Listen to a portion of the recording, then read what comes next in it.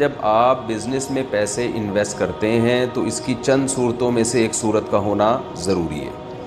पहली सूरत ये कि आपने जहाँ पैसे इन्वेस्ट किए, आप उस बंदे के अपने पैसे भी लगे हुए हैं उसमें, आपके पैसे भी लगे हुए हैं या दूसरों को भी लगे हुए हैं। यानी मतलब ये कि सिर्फ आपके पैसे नहीं हैं बल्कि उसके भी पैसे हैं। तो इसको कहते हैं शिरकत, जिसको आज की इस्तिलाह में कहते हैं मुशारका।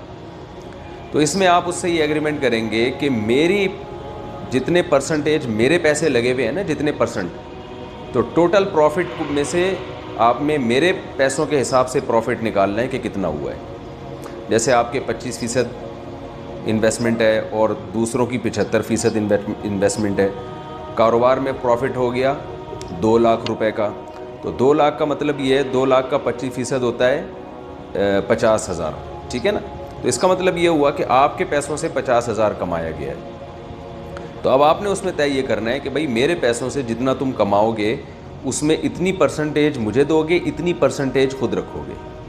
अब वो परसेंटेज कुछ भी हो सकती है। ये भी हो सकता है कि आप 25% रखें, उसको 75% दें। आप ये भी हो सकता है कि उसको 25% दें, खुद 75% रखें। ये भी हो सकता है कि 1% खुद रखें, 99% उसको दें। ये भी हो सकता है कि 1% उसको दें, 99% खुद रखें। तो परसेंटेज के हिसाब से ये ज़रूरी है।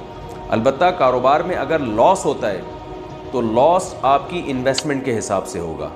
आपकी इन्वेस्टमेंट अगर 25% है, टोटल बिज़नेस में जितना पैसा लगा हुआ है उसमें आपका 25% लगा है, तो लॉस में आप 25% ही के हिसाब से शरीक होंगे। उसमें कमी बेशी जायज़ नहीं है। प्रॉफिट में कमी बेशी जायज़ है। प्रॉफिट में ये भी जायज़ है कि 20% आप रखें, 80% वो रखें, या 80% आप रखें, 20% वो रखें। तो परसेंटेज होनी चाहिए, फिक्स अमाउंट नहीं।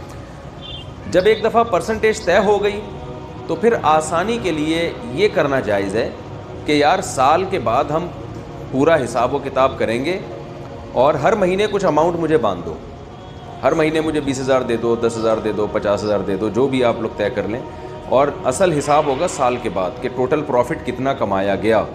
तो अगर आपने मुझसे ज़्यादा कमाया होगा और मुझे कम दिया है माहाना के एतबार से, तो वो कमी पूरी कर देना, मुझे दे देना साल के बाद जो रकम मेरी बचती होगी। और अगर पता ये चला कि जी आपने जो है वो कमाया कम है और मुझे हर महीने ज़्यादा रकम दे दी है, तो अगले साल के प्रॉफिट में से वो रकम काट लेना।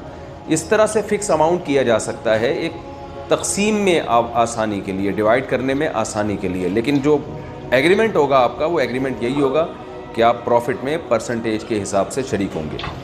एक तो ये तरीका होता है। दूसरा तरीका ये होता है